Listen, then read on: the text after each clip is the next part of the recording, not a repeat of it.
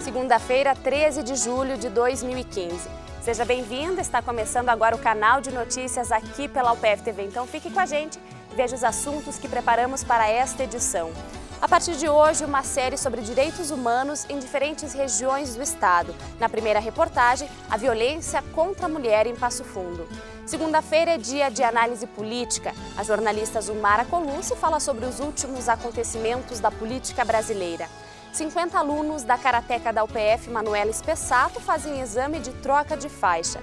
No dia do rock, como esse estilo musical influenciou a juventude em diferentes gerações. E ainda vamos falar sobre a história do rock na América Latina com um estudante de História da UPF que tem uma pesquisa sobre o tema. Continue conosco, aqui você encontra mais conteúdo.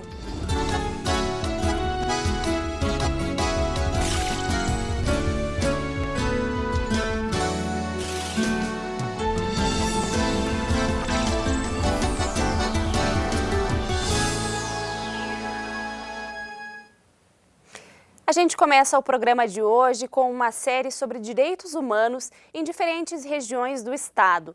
Na primeira reportagem, mulheres com direitos violados. Passo Fundo é a segunda cidade do Rio Grande do Sul com o maior número de ocorrências de violência contra a mulher. A cidade também conta com uma rede protetora formada por uma delegacia especializada, coordenadoria, conselho municipal, comissão de direitos humanos e organizações não governamentais.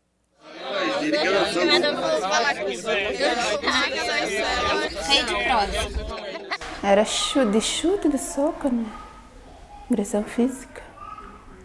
Às vezes me atirava também, alguma coisa que tinha na mão, ele me atirava. Me atirou uma alicatada no joelho, fincou alicate no joelho.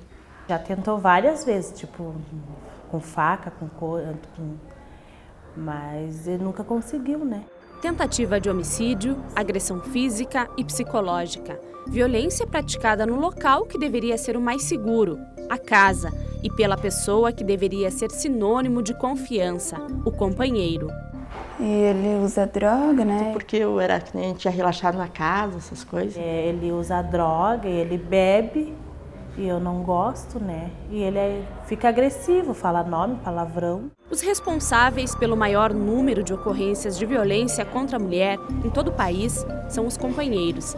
Aqui na Casa de Acolhimento de Mulheres Vítimas de Violência em Passo Fundo, encontramos casos onde os agressores são também filhos, como desta senhora de 67 anos, e padrastos. O que, por exemplo, que ele fazia? Ele abusava comigo. Dá para entender alguma coisa? A Casa de Acolhimento, de Apoio à Mulher Vítima de Violência, ela é mantida pela Prefeitura de Passo Fundo, né, pelo Poder Público, e ela oferece assim, toda a estrutura que a mulher precisa no momento que ela é afastada, né, do agressor, da família. Todas as mulheres que passaram ou estão aqui na Casa de Acolhimento só decidiram buscar ajuda depois de inúmeras agressões. Aos 17 anos. Casos de mulheres que sofreram violência durante 20, 30, 40 anos e agora que tiveram, né, a coragem suficiente para fazer uma denúncia e para buscar alguma proteção. A cada 12 segundos, uma mulher sofre violência no Brasil. Desde que foi criada a Lei Maria da Penha, em 2006, os números de ocorrências de violência contra a mulher só aumentaram. E não porque os homens estão mais violentos, mas porque as mulheres estão mais informadas. No momento em que tu tem números altos, é sinal de que a prevenção está funcionando a partir do momento em que tu consegues, no contato com a comunidade, através de palestras, de entrevistas, passar para as pessoas, principalmente as mulheres, aquilo que a lei as protege. Passo Fundo é a segunda cidade do Rio Grande do Sul com o maior número de registros de violência contra a mulher. O município conta com uma rede de proteção e também com uma das 20 delegacias especializadas no atendimento à mulher no estado. A violência acontece com mulheres de todas as classes sociais, idades e escolaridade. Mas o método para avaliar a violência é um pouco limitado, já que os levantamentos são feitos com base nas ocorrências registradas e isso demonstra apenas uma parte dos casos. O que se sabe é que a maioria das mulheres que faz a denúncia é de classe baixa, com mais de 2 filhos, pouco estudo e que depende financeiramente do companheiro. As mulheres de classe média, de classe alta, pelo poder aquisitivo, pelo nível de escolaridade, por muitas vezes terem um emprego que as mantém, elas têm às vezes uma outra forma de encarar uma situação de violência doméstica que não passa pela delegacia. O Projur Mulher, projeto de extensão da Faculdade de Direito da UPF, oferece orientações e acompanhamento jurídico-processual de graça. O seu parceiro é usuário de drogas? Mas muitas das mulheres que buscam atendimento aqui desistem do processo. Eu pensei nas crianças e voltei, né? Só que continuou. E agora eu não quero mais. Elas desistem porque há uma reconciliação verdadeira, ela resolve realmente dar uma segunda chance ao relacionamento e a esse parceiro, né, ou a esse parceiro. Em outras oportunidades, ela se sente coagida a desistir do processo, porque as ameaças continuam, porque a tortura psicológica permanece. Estamos num país de terceiro mundo com uma lei de primeiro mundo. Não tem uma estrutura que possa efetivamente garantir àquela mulher que saiu da delegacia com o papel na mão uma segurança 100%. Outra questão responsável pela desistência no processo é a situação econômica. Eu tenho medo, sabe, um pouco assim de passar dificuldade, por causa que não é fácil, né?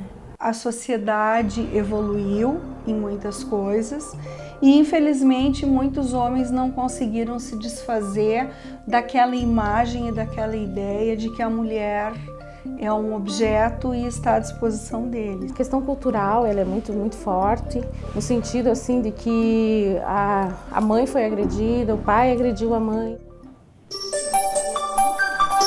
A maioria das mulheres não conhece seus direitos, né? E isso talvez seja o que nós precisamos mais trabalhar na questão assim da prevenção. Na briga de marido e mulher ninguém mete a colher.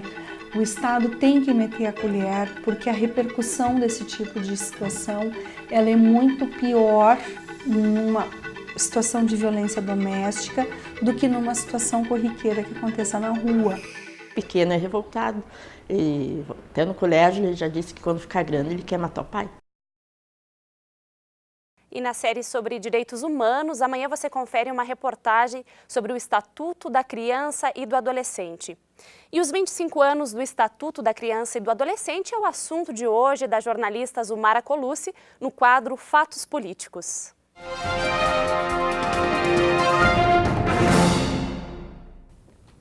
Em meio à polêmica da redução da maioridade penal, o Estatuto da Criança e do Adolescente completa nesta segunda-feira 25 anos de existência. Oriundo da luta de movimentos sociais, antes mesmo da promulgação da Constituição de 1988, o ECA mudou a forma como o Estado via e tratava os jovens até 18 anos. E é considerado por especialistas uma legislação moderna e avançada. E um dos resultados é a redução das mortes de crianças antes de 1 ano de idade.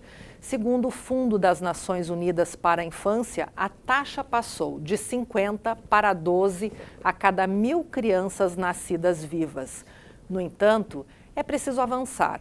A ampliação de recursos para reverter indicadores como o da mortalidade de adolescentes entre 15 e 18 anos e o de evasão escolar de jovens no ensino médio são alguns dos desafios. Na esteira de necessidades também está o aparelhamento dos conselhos tutelares. O Brasil fez mudanças importantes na proteção da vida das crianças, mas não conseguiu proteger os adolescentes, especialmente os negros e os que vivem em comunidades populares, segundo a avaliação do coordenador do Programa de Cidadania dos Adolescentes da Unicef, Mário Volpi. Será que simplesmente reduzindo a maioridade penal de 18 para 16 anos, como indica o Congresso Nacional, é a solução?